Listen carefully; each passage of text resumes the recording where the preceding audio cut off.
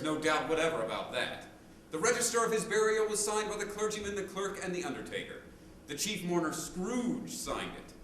Old Marley was as dead as a doornail.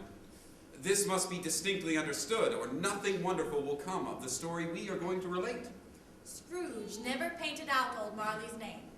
There it stood years afterward above the warehouse door, Scrooge and Marley. The name of the firm was Scrooge and Marley. Sometimes people new to the business called Scrooge Scrooge, and sometimes Marley, but he answered to both names. It was all the same to him. Oh, but he was a tight-fisted hand, Scrooge. A squeezing, wrenching, grasping, scraping, clutching, covetous old sinner. Hard and sharp as flint, from which no steel had struck out generous fire. Secret and self-contained, and solitary as an oyster. The cold within him froze his old features, nipped his pointed nose, shriveled his cheek, stiffened his gait, made his eyes red, his thin lips blue. No wind that blew was bitterer than he.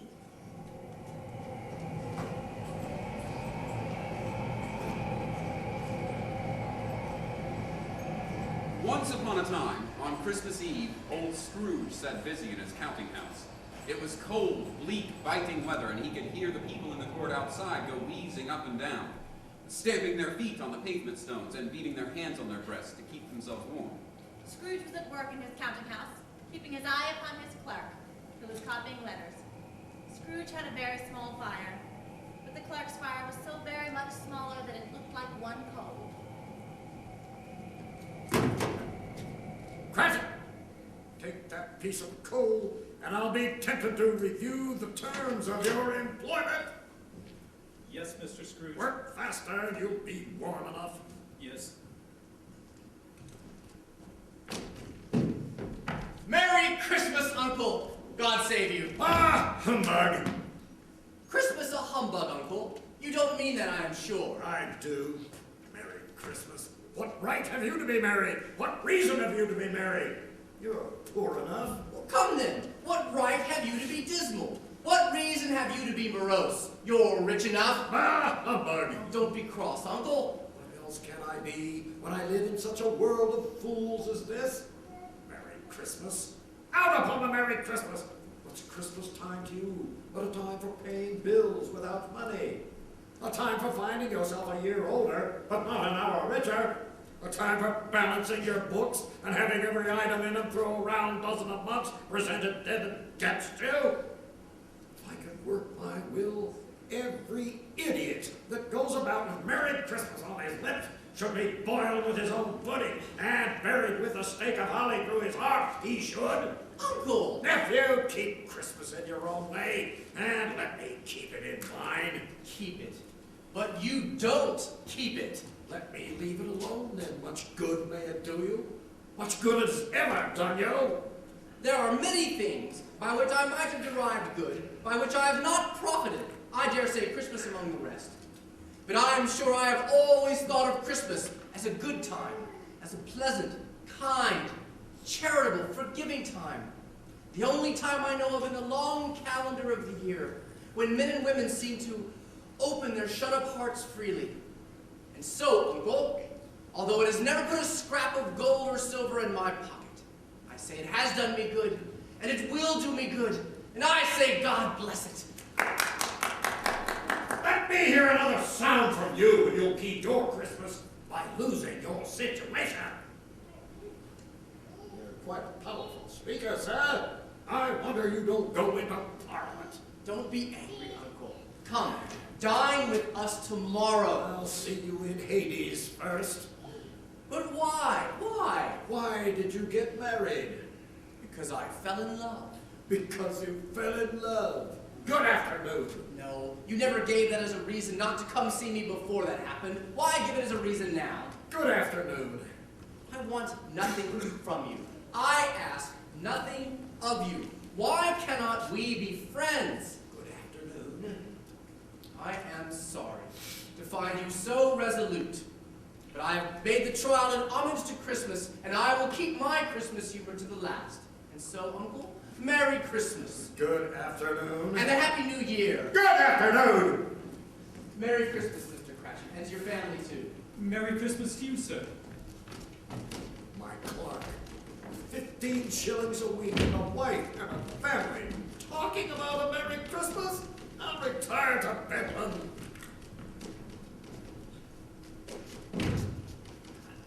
Scrooge and Marley's, I believe. Have I the pleasure of addressing Mr. Scrooge or Mr. Marley? Mr. Marley has been dead these 7 years. He died 7 years ago this very night. We have no doubt that his liberality is well represented by his surviving partner. Huh. At this festive season of the year, Mr. Scrooge, it is more than usually desirable that we should make some slight provision for the poor and destitute who suffer greatly at the present time. Many thousands are in want of common necessaries. Hundreds of thousands are in want of common comforts, sir. Are there no prisons? Plenty of prisons. And the workhouses? Are they still in operation? They are. Still, I wish I could say they were not. Oh, I was afraid from what you said at first that something had occurred to stop them in their useful course. I'm very glad to hear it. Under the impression that they scarcely furnish Christian cheer of mind or body to the multitude, a few of us are endeavoring to raise a fund to buy the poor some meat and drink and things of warmth. We choose this time because it is a time when want is keenly felt and abundance rejoices. What shall we put you down for? Nothing. You wish to be anonymous. I wish to be left alone. Since you asked me what I wish, that is my answer. I don't make merry myself at Christmas, and I can't afford to make idle people merry. My taxes help support the establishments I have mentioned. Those who are badly off must go there. Many can't go there, and many would rather die. If they would rather die, they'd better do it and decrease the surplus population. It's not my business. It's enough for a man to understand his own business and not to interfere with other people's. Mine occupies me constantly. Good afternoon.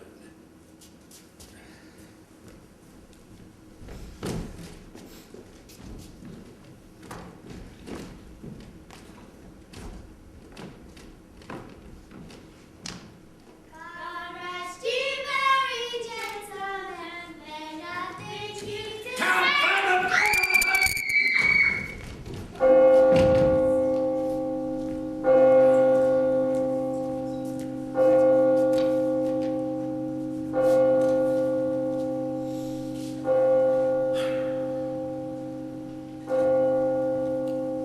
You'll want all day tomorrow, I suppose. If quite convenient, sir. It's not convenient, and it's not fair. If I was to dock you half a crown for it, you'd think yourself ill-used, I'll be bound. And yet you don't think me ill-used when I pay a day's wages for no work? It's but once a year, sir. Poor excuse for picking a man's pocket every 25th of December. Well, I suppose you must have the whole day. Be here all the earlier next morning. Indeed. I will, sir. Bah.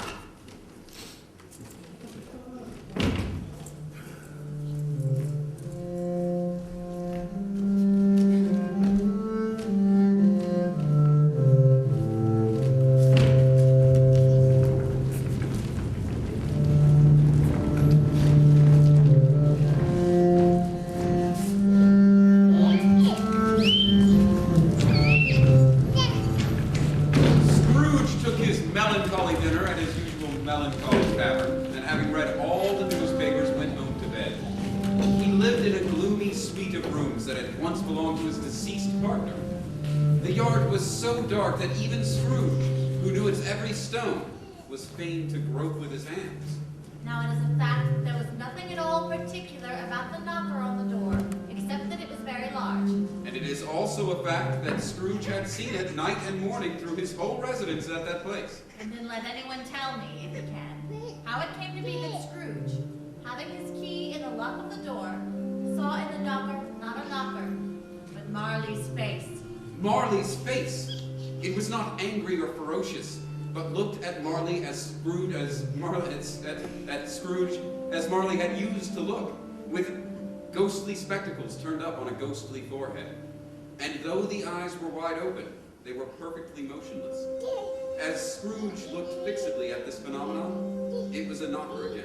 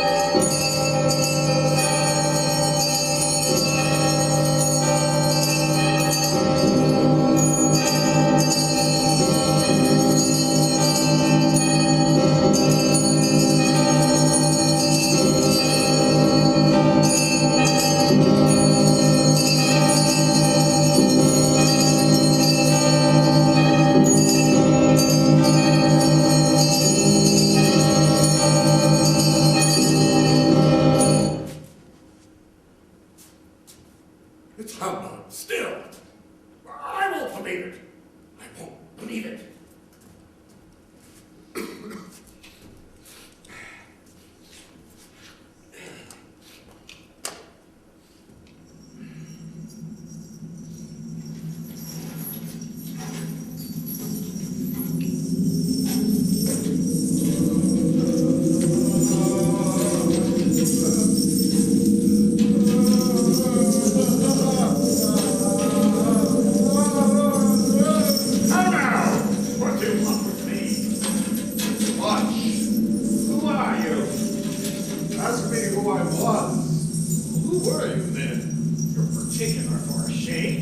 In life, I was your partner, Jacob Marley.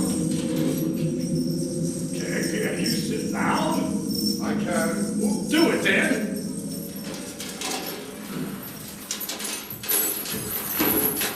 You don't believe in me, do you? I don't. What evidence would you have of my reality beyond that of your senses? I don't know. Why do you doubt your senses? Because a little thing affects them.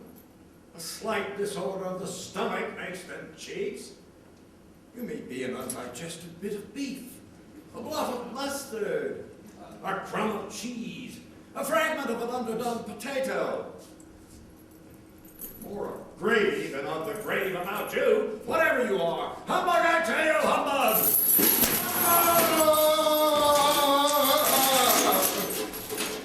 Mercy, dreadful apparition. Why do you trouble me? So, man of the worldly mind, you believe in me or not? I do, I must. But why do spirits walk the earth, and why do they come to me? It is required of every man that the spirit within him should walk abroad among his fellow men and travel far and wide. If that spirit goes not forth in life, it is condemned to do so after death. It is doomed to wander the world. Oh, woe is me. To witness what it cannot share, but might have shared on earth, and turn to happiness. Oh! You look better. Tell me why. I wear the chain I forged in life. I made it, link by link, and yard by yard. I put it on of my own free will. And of my own free will I wore it. Is its pattern strange to you? Do you not know the weight and length of the strong coil you bear yourself? It was as full and as heavy and as long as this 7 Christmas Eves ago. You have labored on it since. It is a ponderous chain. Jacob, tell me more. Oh, speak comfort to me, Jacob. I have none to give. Very little more is all permitted me. I cannot rest. I cannot stay. I cannot linger anywhere. My spirit never walked beyond our counting house. Mark me! In life, my spirit never rove beyond the narrow limits of our money-changing home. And weary journeys lie before me. 7 years dead and traveling all the time? The whole time. No rest. No peace. Incessant torture of remorse. You travel fast. On the wings of the wind. Well, you might have gone over a great quantity of ground in 7 years. Bound!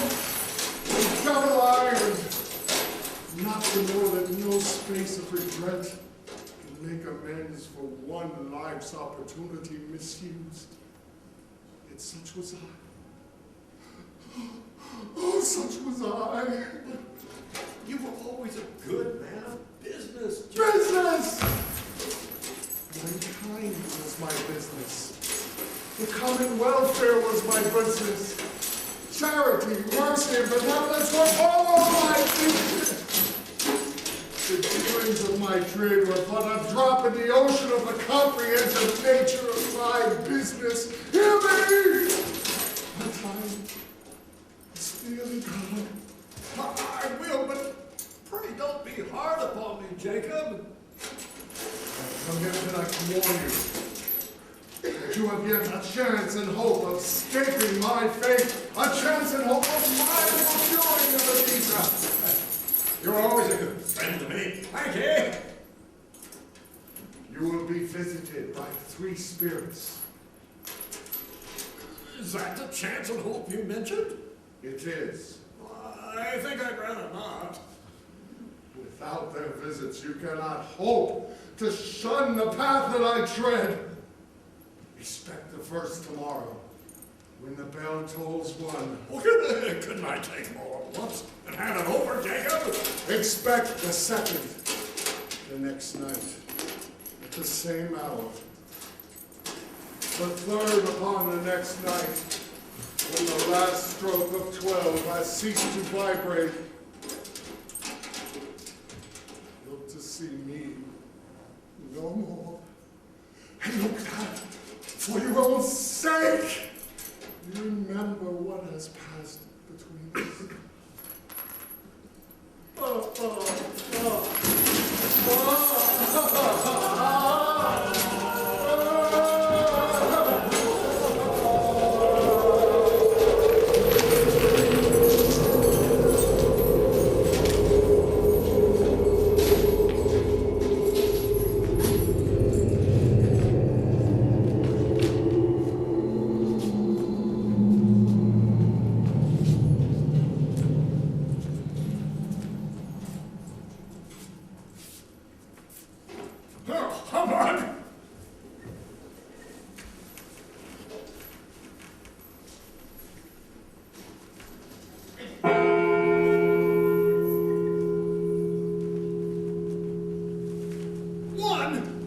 Why, it isn't possible that I can't have slept through a whole day and into another night.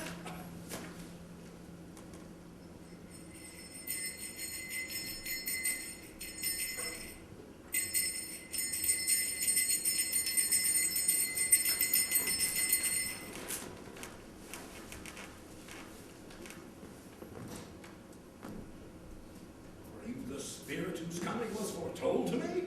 I am. Who and what are you? I am the ghost of Christmas past. Long past?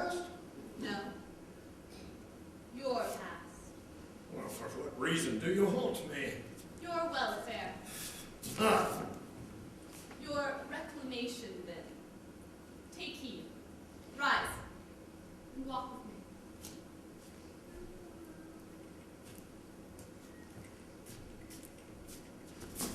I am mortal and liable to fall. Bear but a touch of my hand there, and you shall be upheld in more than this.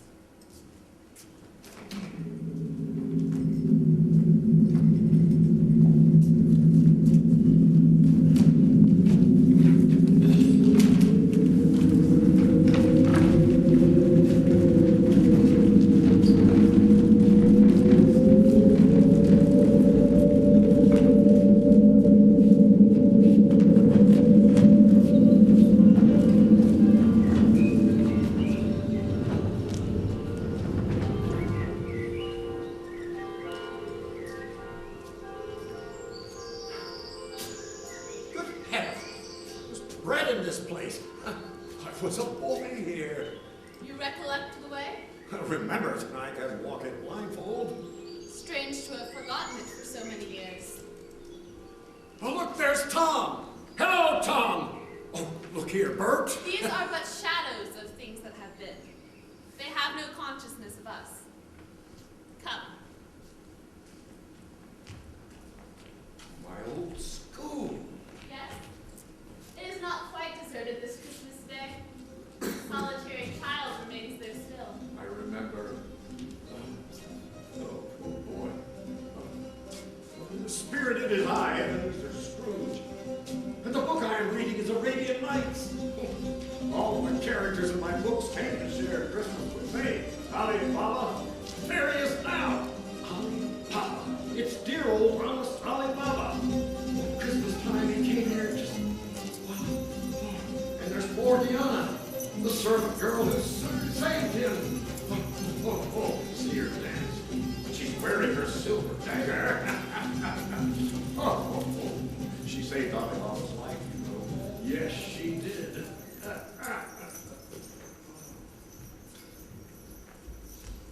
There's Robinson Crusoe.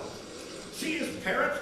Green body, yellow tail with a thing like a lettuce growing from the top of his head. Yeah, there he is.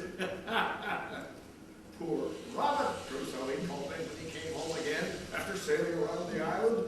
Robert Crusoe, where's your dad? Robert Crusoe. The man thought he was dreaming, but wasn't. It was the parrot, you know. There goes Friday, running through the sand, running for his life to the little creek. Hello! Whoop! Hello!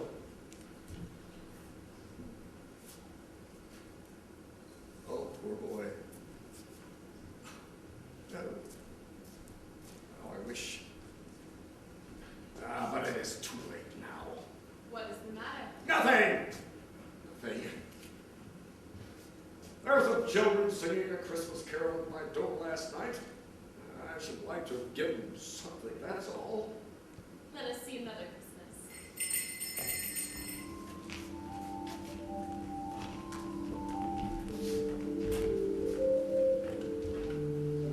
Dear, dear brother, I've come to bring you home, dear Ebenezer. To bring you home, home, home. Home, little fan? Yes, home for good and all. Home forever and ever. Father is so much kinder than he used to be. That home's like heaven. He spoke so gently to me one dear night when I was going to bed that I was not afraid to ask him once more if he might come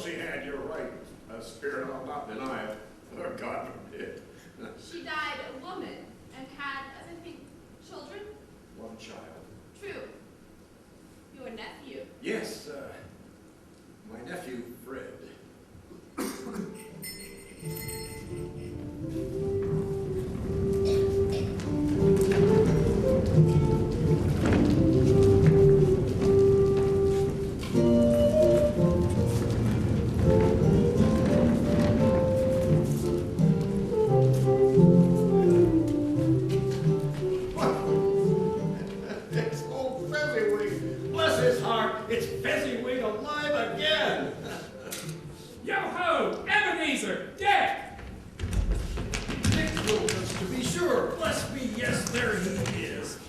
He was very much attached to me, wasn't Dick? Dear, dear. Yo-ho, no more work tonight, my boys. Christmas Eve, Ebenezer. Christmas, Dick. Hilly-ho, clear away, my lads, and let's have lots of room here. Hilly-ho, Dick. Cheer up, Ebenezer.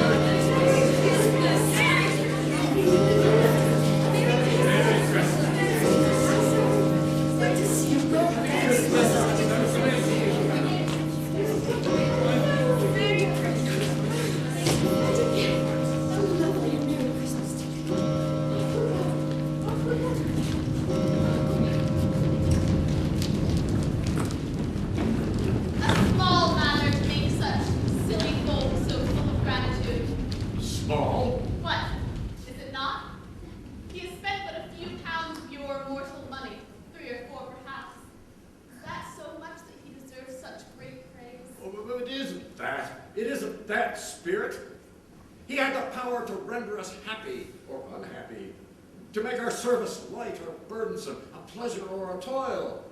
We'll say that his power lay in words and looks, and things so slight and insignificant that it is impossible to add and count them up. What then? Oh, the happiness he gives is quite as great as if it had cost a fortune. What is the matter? Oh, nothing. Something, I think. Oh, nothing particular. I should like to be able to say a word or two to my clerk just now, that's all. My time grows short. Quick.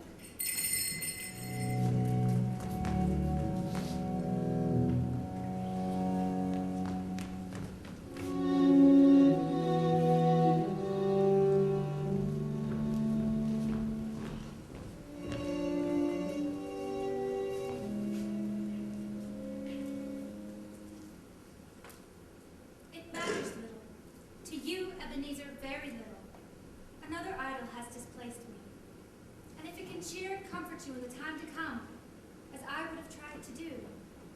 I have no just cause to grieve. What idol has displaced you, Belle? A golden one.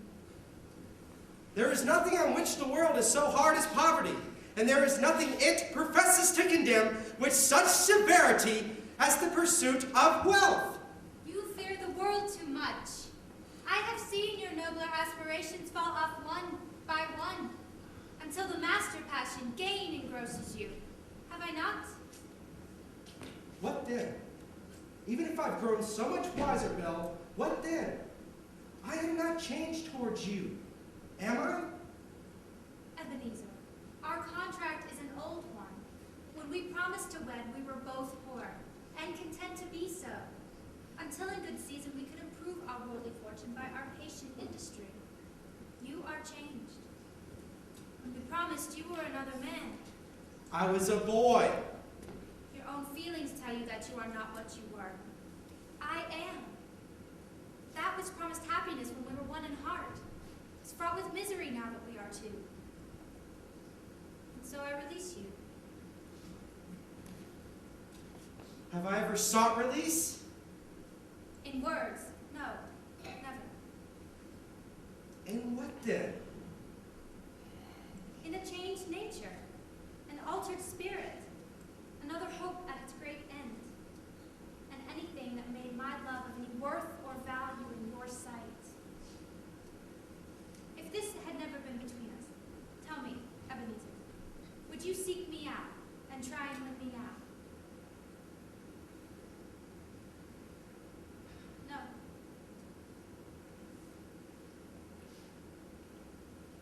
You think not, Belle. I would gladly think otherwise if I could. Heaven knows. But if you were free today, tomorrow, can I believe you would choose a dowerless girl? You who weigh everything by gain. Or in choosing her, do I not know that your repentance and regret would surely follow? I do. So I release you, Ebenezer. With a full heart, for the love of him you once were. May you be happy in the life you have chosen.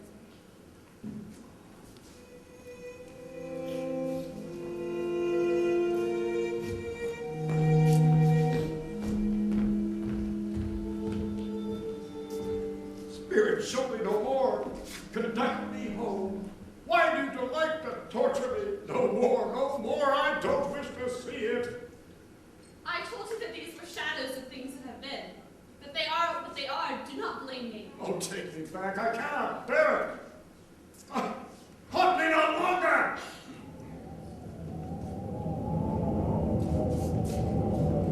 Have mercy upon me.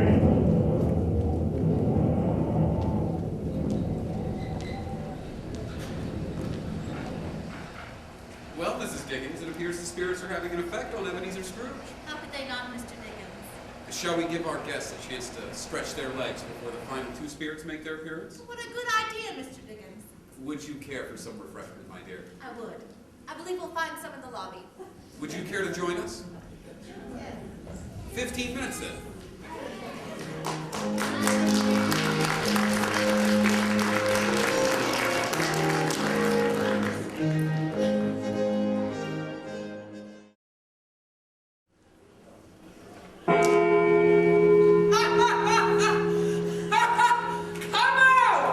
Come out! Know me better, man!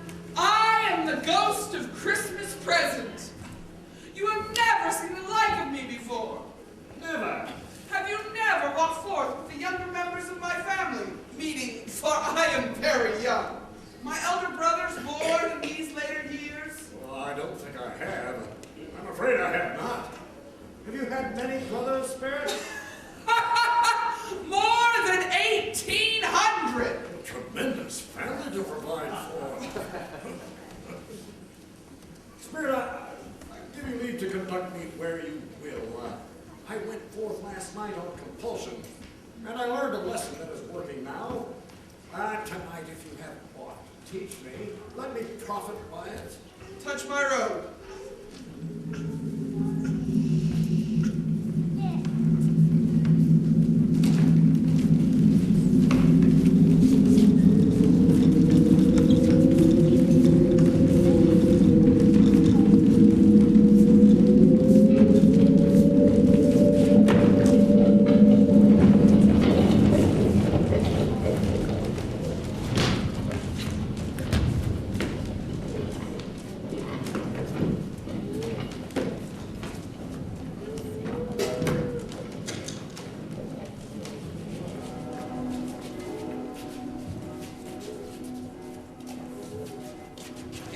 they stood on the city streets on Christmas morning, where the people made a rough but brisk and not unpleasant type of music and scraping the snow from the pavement in front of their dwellings. People who were shoveling away on the rooftops were jovial, full of glee, calling out to one another, now and then exchanging a merry snowball.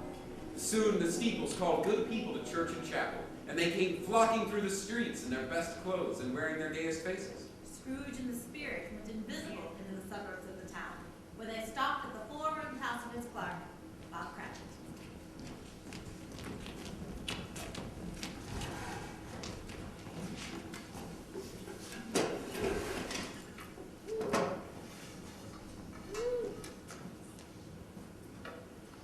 What has ever got your precious father then? And your brother Tiny Tim? And Martha weren't as late last Christmas Day by half an hour. Here's Martha, Mother. Here's Martha, Mother! Hurrah! You're such a goose, Martha. Why, bless your heart alive, my dear, how late you are. We had a deal of work to finish up and had to clear away this morning, Mother. Well, never mind. So long as you are come, sit you down before the fire and have a warm, Lord bless ye. No, Father's coming. Hi, Martha, hi!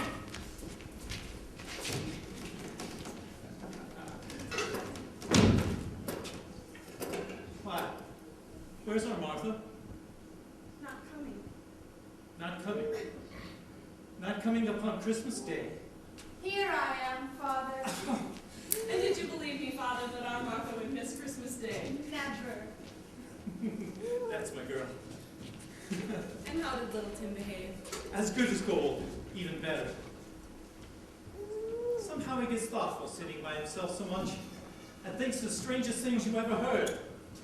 He told me coming home that he hoped the people saw him in the church because he was a cripple, and that it might be pleasant for them to remember upon Christmas Day who made lame beggars walk and blind men see. Did he now? Mother, I believe that this spring shall find our Tim strong and hearty. We'll pray so, Father. Peter, smell these potatoes. Oh, Peter Cratchit, you'll never be done if you keep letting me eat out. Now, who'll fetch the goose from the baker? I will. Father, will you finish the punch? Martha, dear, get the potatoes. Thank you.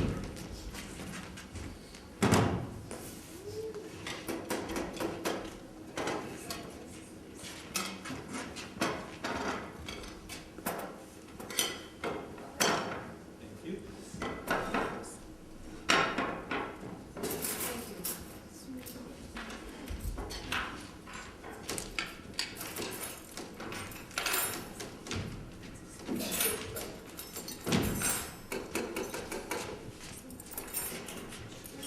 Well done.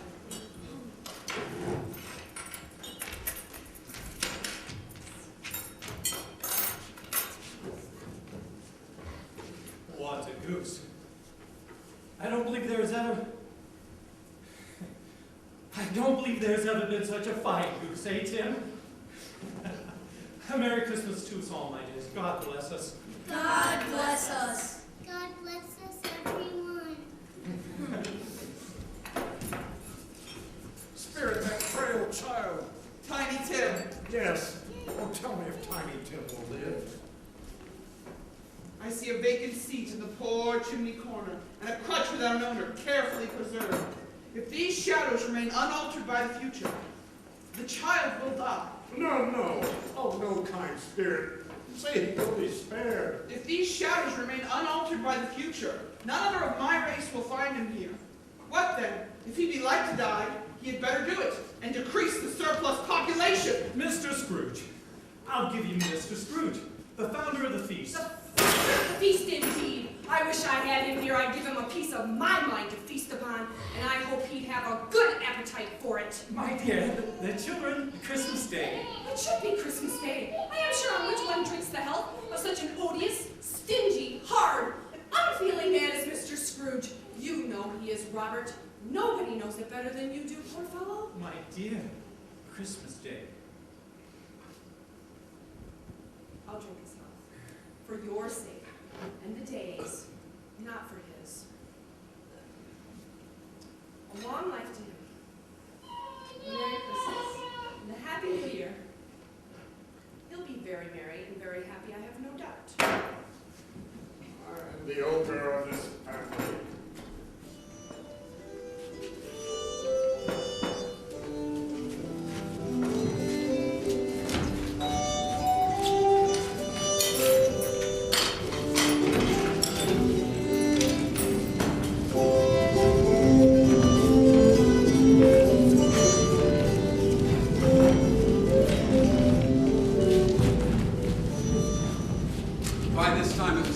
dark and snowing pretty heavily. But Scrooge and the spirit went into the streets of the town.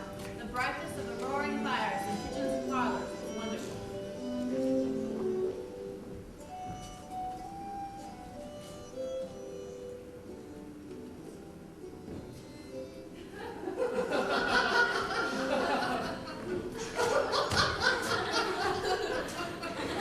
Oh, he said that Christmas was a humbug as I lived. He believed it too. More shame for him, Fred. Oh, he is a comical old fellow, and not as pleasant as he might be. Still, his offenses carry their own punishment. I have nothing to say against him.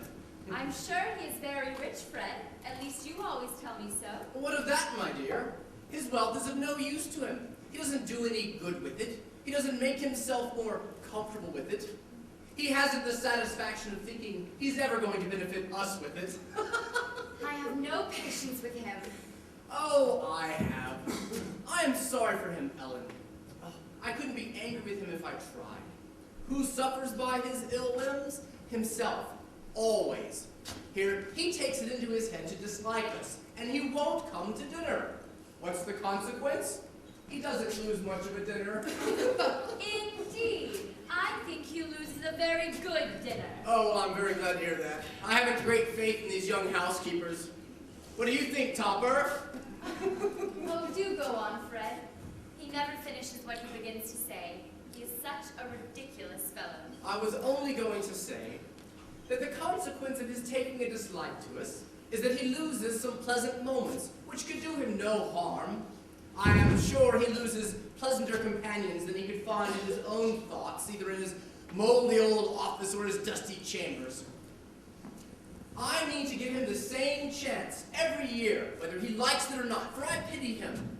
He may rail against Christmas till he dies, but he can't help thinking better of it. I defy him if he finds me going there in good humor year after year saying, "Uncle Scrooge, how are you?" I think I shook him yesterday. Your nephew seems a cheerful young fellow. Fanny's son. Oh, and his wife is very pleasant. Aye, that she is.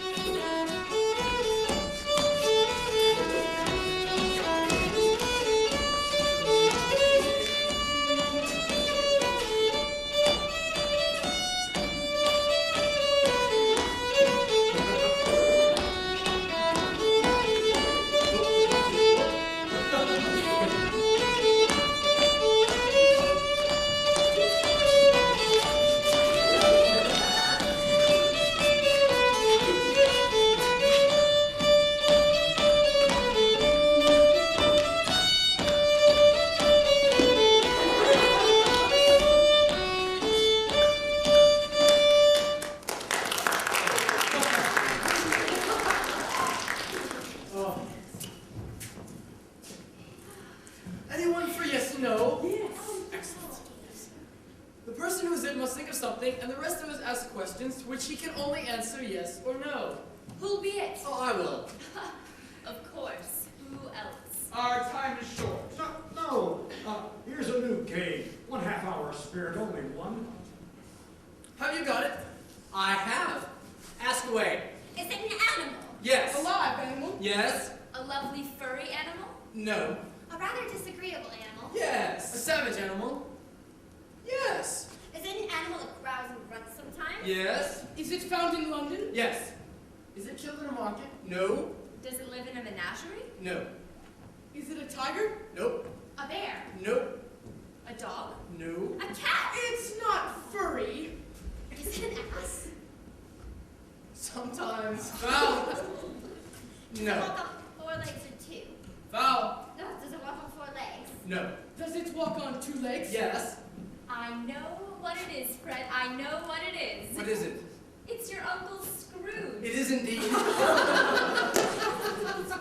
But you weren't entirely truthful, though, Fred. How is that?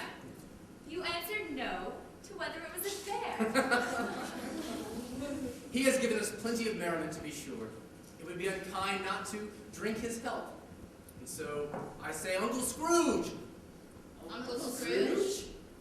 Yes, a Merry Christmas and a Happy New Year to the old man, whatever he is. He wouldn't take it from me, but he may have it nevertheless. Uncle Scrooge! Uncle Scrooge. It's an ass. What a lovely game.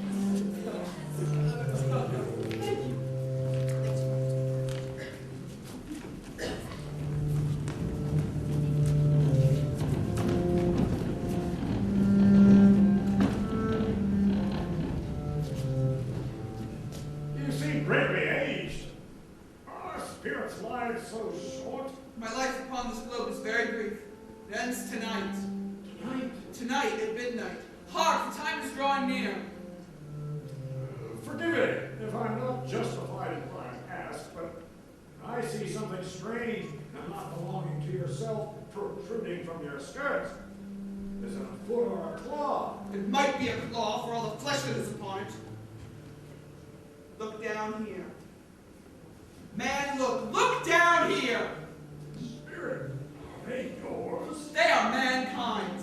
This boy is ignorance. This girl is want.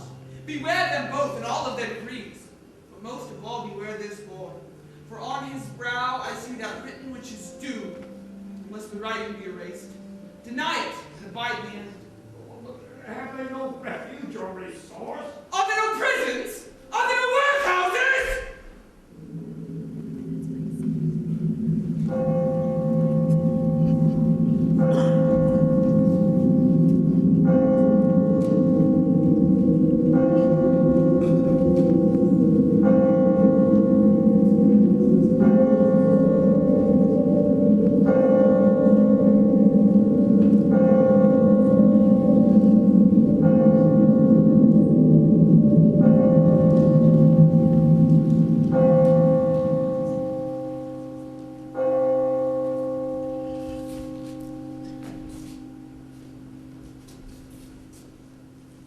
I'm in the presence of the ghost of Christmas yet to come.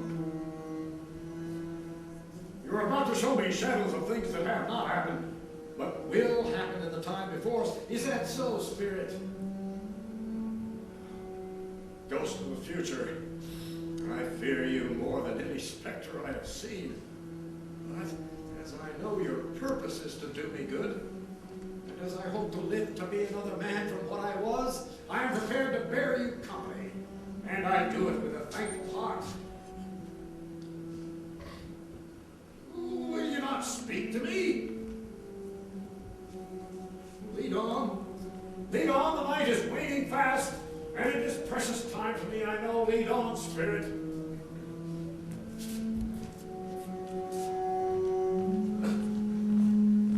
No, I don't know much about it either way. I only know he's dead. When did he die? Last night, I believe. Why? What was the matter with him? I thought he'd never die. God knows. What has he done with his money? I haven't heard. Left it to his company, perhaps. He hasn't left it to me, that's all I know. It's likely to be a very cheap funeral, for upon my soul, I don't know of anybody to go to it. Suppose we should get up a group and volunteer? Well, I don't mind going if lunch is provided, but I must be fed if I go. Well, I never eat lunch, and I never wear black gloves. But I'll offer to go if anybody else will. When I come to think of it, I'm not at all sure that I wasn't his most particular friend, for we used to stop and speak whenever we met. Spirit, those men are my business associates. Who can they be talking about? How are you? How are you? Well, old Scratch has done his own at last, eh? So I am told. Oh, cold, isn't it? Speaking home for Christmas time, I don't suppose you're a skater, are you? No. Suppose I ought to try it sometime. Good morning. Oh, those. I don't understand why this is so. Why do you show me this? They left the busy scene and went into a part of town where Scrooge had never penetrated before. The people and houses were wretched. The streets were narrow and foul. The whole quarter reeked of crime, of filth, and misery.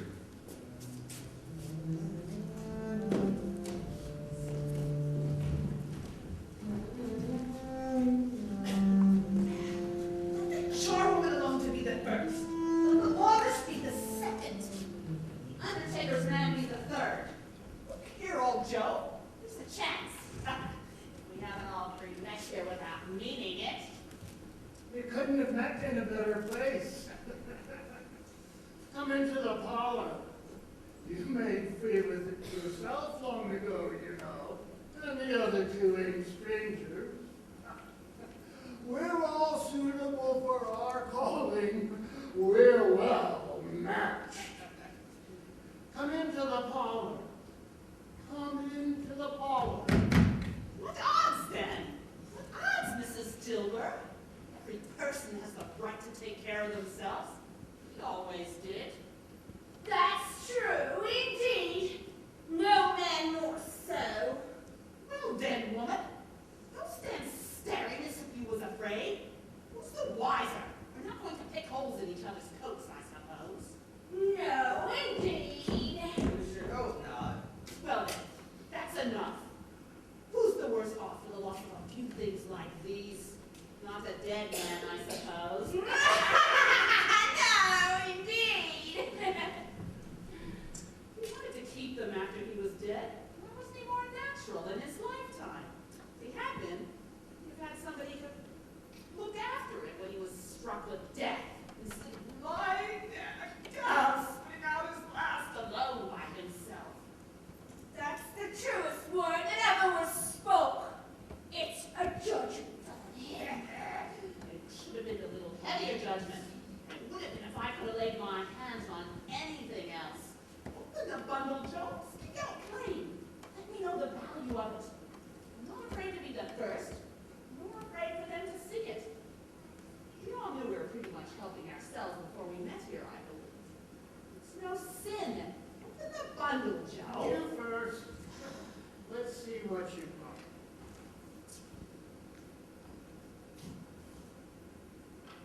The seal. Oh, pencil box. 2 sleeve buttons. Oh, this is a nice brooch.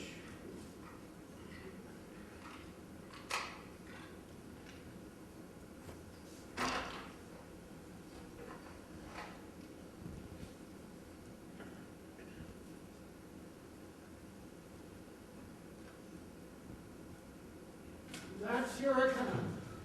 And I wouldn't give a penny more, even if I were to be boiled for not doing it.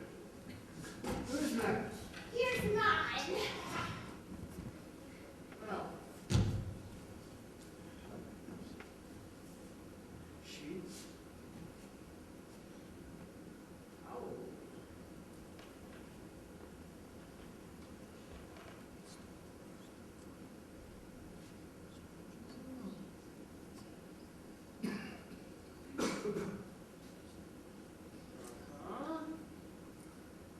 Two teaspoons. Silver.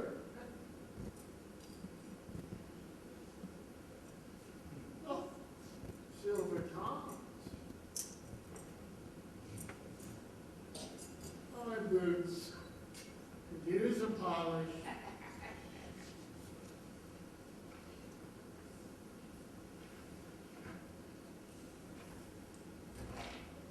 I always give too much to the ladies. It's a weakness of mine. And it's what will be the ruin of me. Oh, here's your account. And if you were to ask me for 6pence more, I'd knock off half a crown. Now undo my bundle, Joe. What do you call this? Bed curtain? Bed curtains. You mean to say you took them down, rings and all, with him lying there? Yes, I do. And why not? I certainly shan't hold back my hand when I can get anything in it by reaching it out. Not for the sake of such a man as he was. I promise you, Joe. Oh, don't get oil on the blankets. His blankets. Whose else do you think? He's not likely to take hold without them, I dare say. Well, I hope he didn't die of anything catchy. Don't you be worrying about that. I'm so fond of his company as to be loitering about him with such things if he would. Ah, you may look through that shirt till you're Isaac. You'll not find a hole nor a thread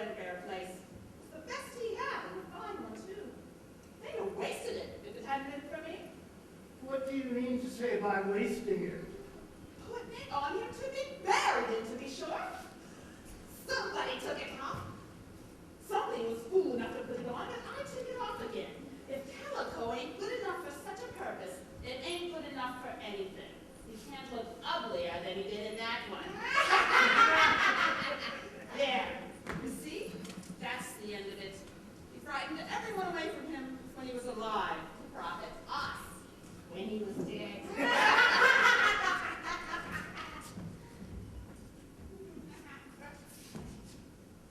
Spirit, I see. I see. The case of this unhappy man might be that of mine own. My life tends that way now.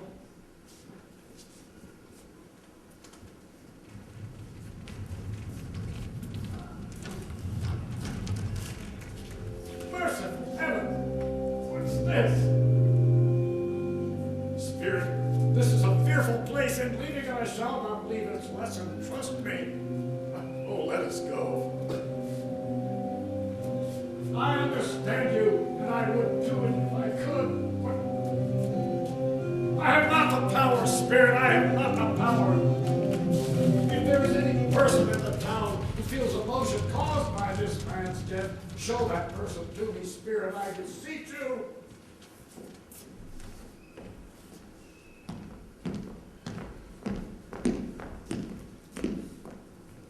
Is it good or bad?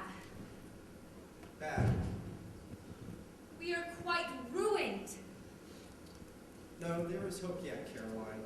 If he relents, there is. Nothing is past hope if such a miracle has happened. He is past relenting. He's dead. Oh, merciful God! What the half-drunken woman told me last night when I tried to see him to obtain a week's delay turns out to have been quite true. He was not only very ill, but dying. To whom will our debt be transferred? I don't know. But before that time, we will be ready with the money. We may sleep with light hearts tonight, Caroline. Oh, let me see some tenderness connected with the death. For that dark chamber which we left just now, Spirit, shall be forever with me.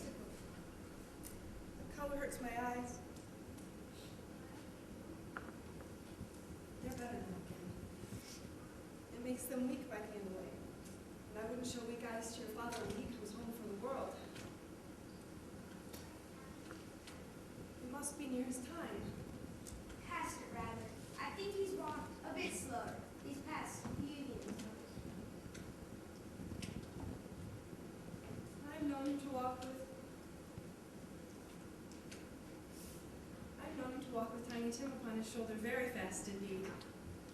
And so have I. Often. And so have I. But he was very light to carry, and his father loved him so that it was no trouble. No trouble. And there's your father at the door.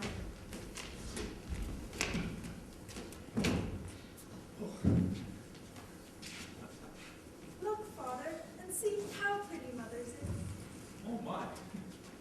What busy girls I have. Be done long before Sunday, I'm sure. Sunday. You went today then, Robert? Yes, my dear. I wish you could have gone. It would have done you good to see how green a place it is. see it often. I promised him I'd walk there on a Sunday. My little child. My little child.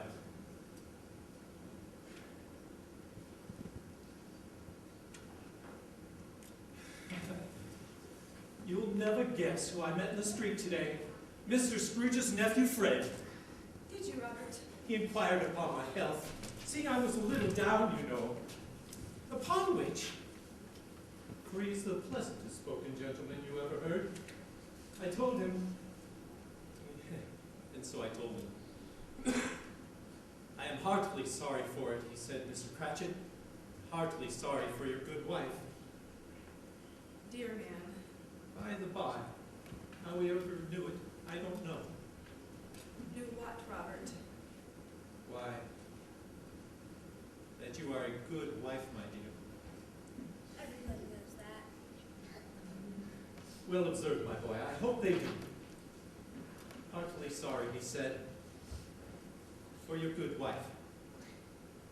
If I could be of service to you in any way, he said, giving me his card, that is where I live. Pray, come to me.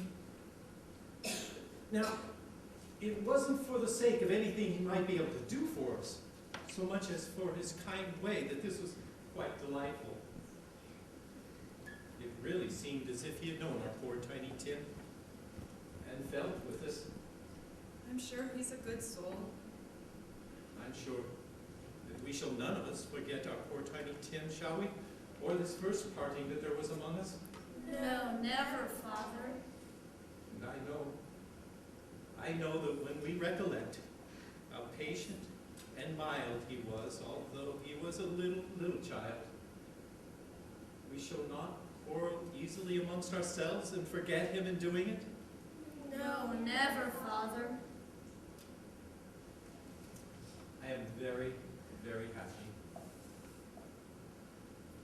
I am very happy. My poor little child. Oh, poor little child.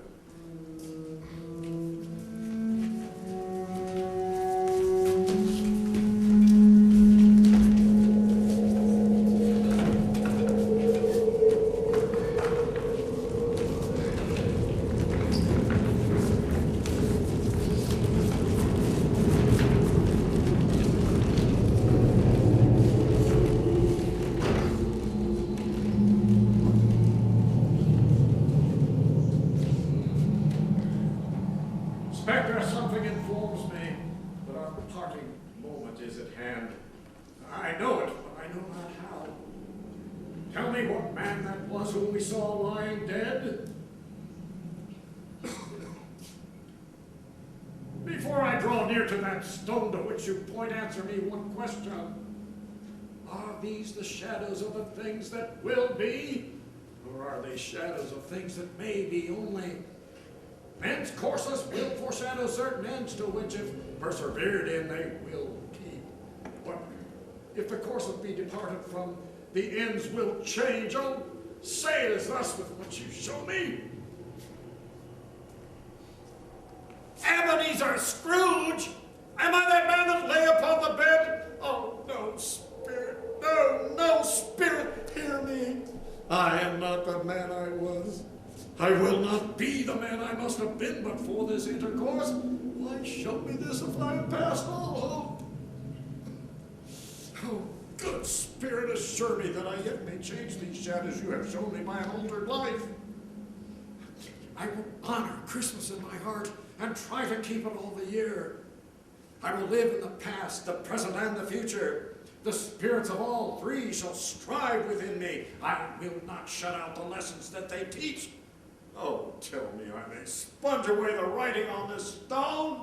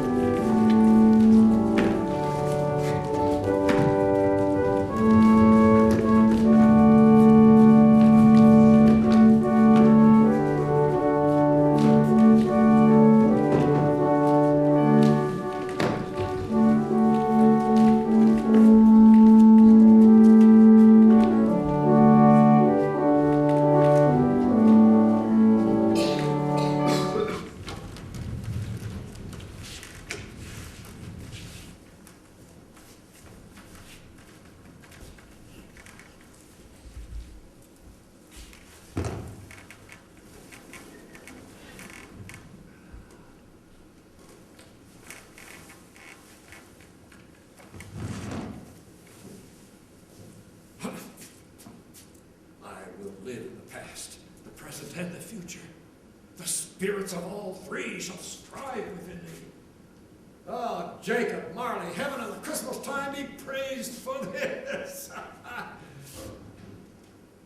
They're not torn down. They're not torn down, rings and all. They're here. I am here. The shadows of the things that would have been may be dispelled. They will be. I know they will.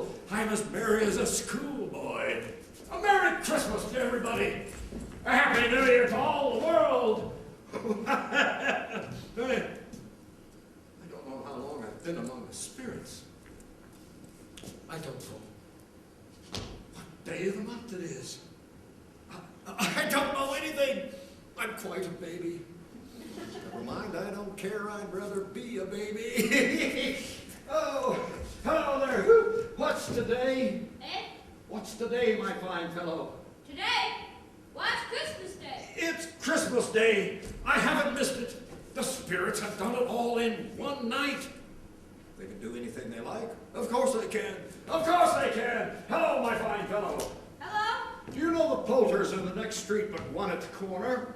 I should know if I did. An intelligent boy. A remarkable boy. Do you know whether they sold the prize turkey that was hanging up there? Not the little prize turkey, the big one. The one as big as me? What a delightful boy.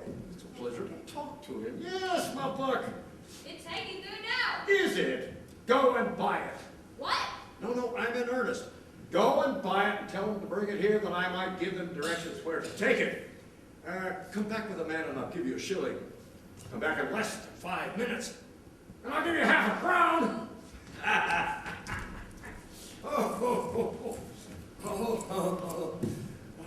shall send it to Bob Cratchit. He shan't know who sent it. It's twice the size of Tiny Tim.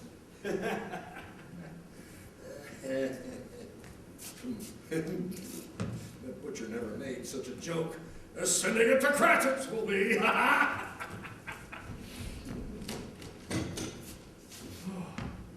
shall love it as long as I live. I scarcely ever looked at it before. What an honest expression it has on its face. It's a wonderful knocker.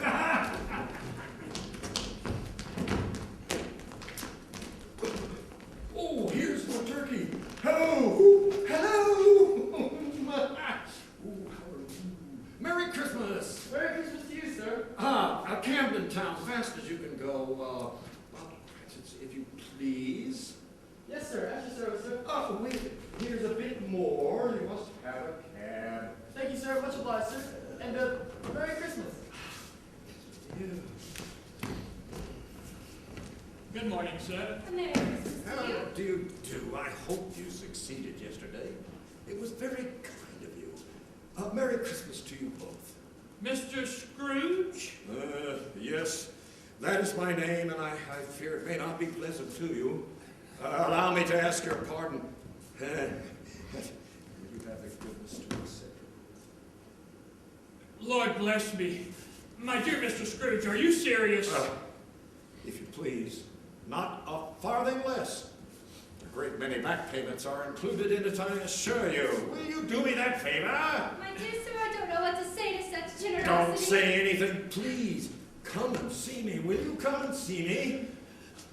We will. Oh, thank you. I'm much obliged to you. I thank you 50 times.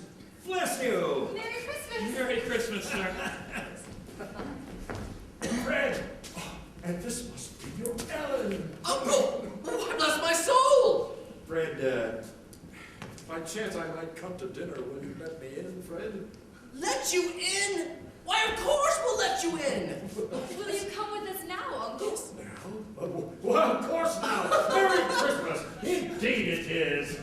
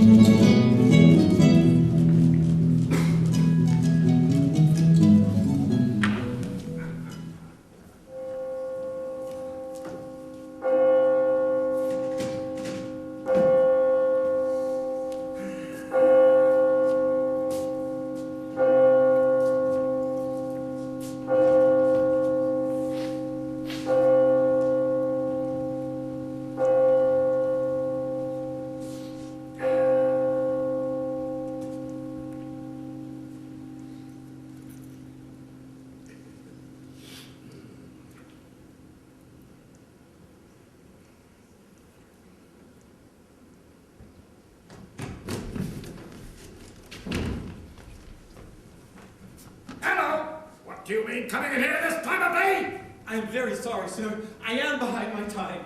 You are? Yes. I think you are. Step this way, if you please. It's only once a year, sir. It shall not be repeated. I was making rather merry yesterday, sir. Now, I'll tell you what, my friend. I'm not going to stand this sort of thing any longer. Therefore, I am about to raise your salary. A Merry Christmas, Bob. A merrier Christmas, Bob, my good fellow, than I've given you for many a year. I'll raise your salary and endeavor to assist your struggling family. And we will discuss your affairs this very afternoon over a Christmas bowl of smoking bishop, Bob. Make up the fires and buy another coal scuttle before you dot another I, Bob Cratchit.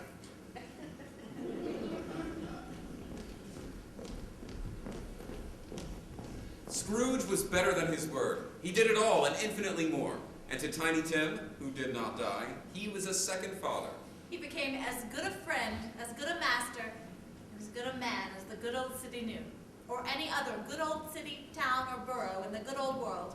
Some people laughed to see the transformation in Scrooge, but he let them laugh and little heeded them, for he was wise enough to know that no good ever came about on this earth, at which some people did not have their fill of laughter at the outset.